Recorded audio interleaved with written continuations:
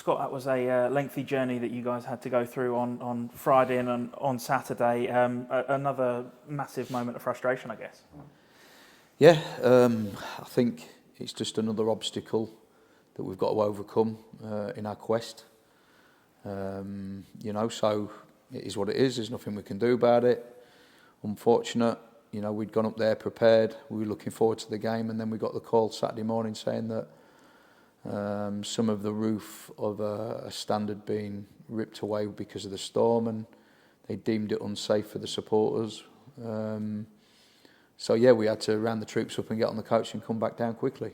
I know it's probably out of your hands in these situations. It's definitely out of your hands in these situations. But when we know that there's a storm coming on the Thursday, and you still have to go up there on the Friday, and we still have to wait around. Supporters. It's a long journey. Supporters will have been well on the road by the time the announcement was made at 10, 11 o'clock. Could these decisions, do you think, be made earlier to sort of help everybody? Because it's a costly exercise for everybody, including yourselves, having to rent coaches and hotels and whatnot. Could these decisions be made earlier? Yes. Yeah. As soon as there was word of a storm, I think a decision could have been made then. But unfortunately, I don't make them decisions.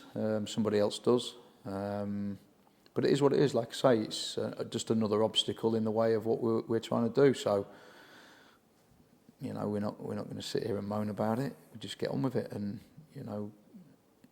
kind of readjust things in terms of the training week.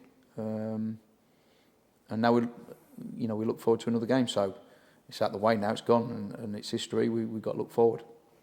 This game coming up on Saturday against Gillingham feels like you've had one game in what feels like about a month now. You guys must be desperate to just get back out on the pitch and play some football. Yeah, the lads are chomping. They trained so well this morning, really pleased with the way we're looking at the moment, and you can see the lads are desperate to get out there and play again, and we really look forward to this game. So, yeah, we can't wait to kick off. I think it's really clear to see the whole group, the staff even.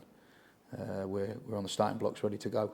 When we spoke last time after there was a postponement, you said it wasn't quite like a mini pre-season because you've always obviously just been constantly preparing for games. Yeah, kind of did that again. Obviously with the Barra postponement, we prepared the team to play against Barra. And then obviously it's postponed. Then we've got a long journey back, like you say, so we have to adjust things. But it's been good in many ways. So it gives me time to watch the next opposition, which is Gillingham. So give me quite a bit more time to do that, which then I prepare my plans, moving forward this week, which we've done, and we've got the sessions done now. We've got one more to do tomorrow, just touching upon a few more bits. And come kick-off, we'll be ready. So, no, we're looking forward to the game, but it's, like I say, it's given me time to prepare. And I suppose it'll be giving some of those players who are out injured recently a little bit more time to get better, I suppose. Yeah, it has. We're not far off a full complement now, really, with the players. There's certain players have done kind of modified training, so not done everything, but pretty much everything. So we're not far away from having a full squad to pick from. Nico Lawrence came into the side last time out, as if we can cast our minds that far back.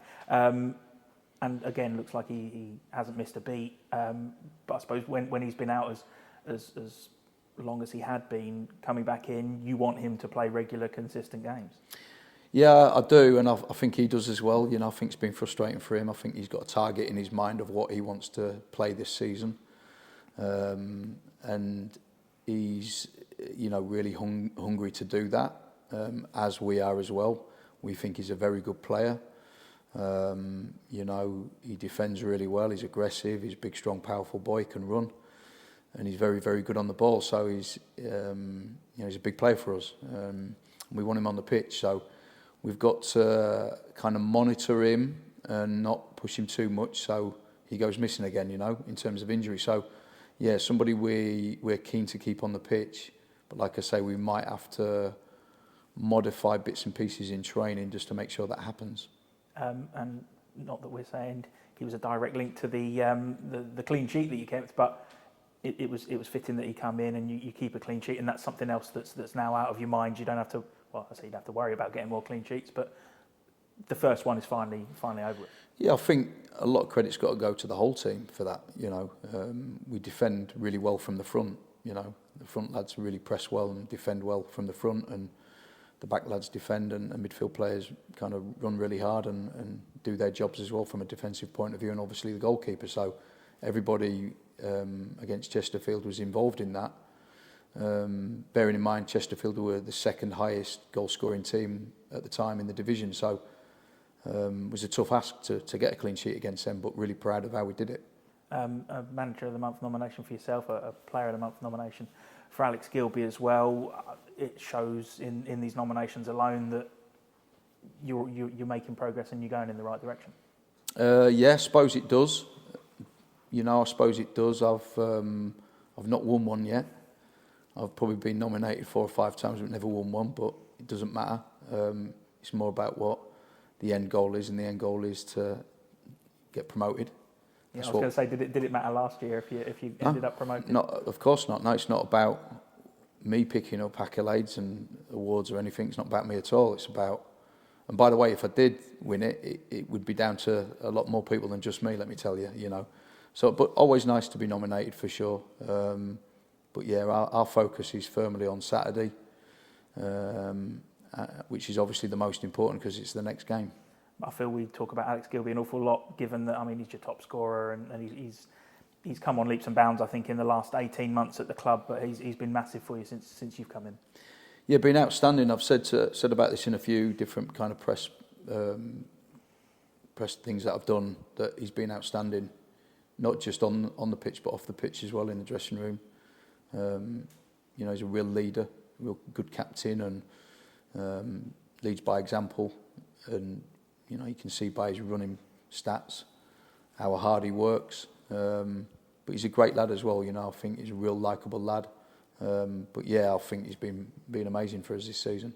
I think his goals have come as a little bit surprising even to him, to be quite honest. Have they come as a little bit of a surprise to you? Because for such a long period of his career, he felt like a box-to-box man who didn't quite have the goals in his game. But since he's come back, he's really hit the back of the net.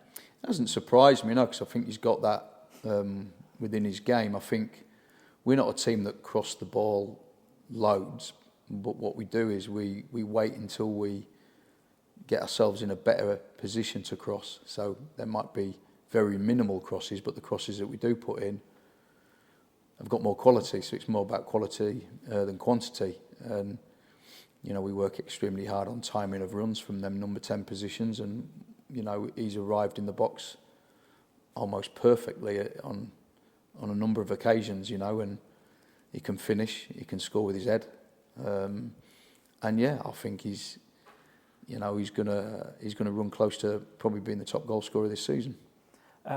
Gillingham then, a team that started really well but have had a big wobble and sort of started to find their feet again in the last few weeks.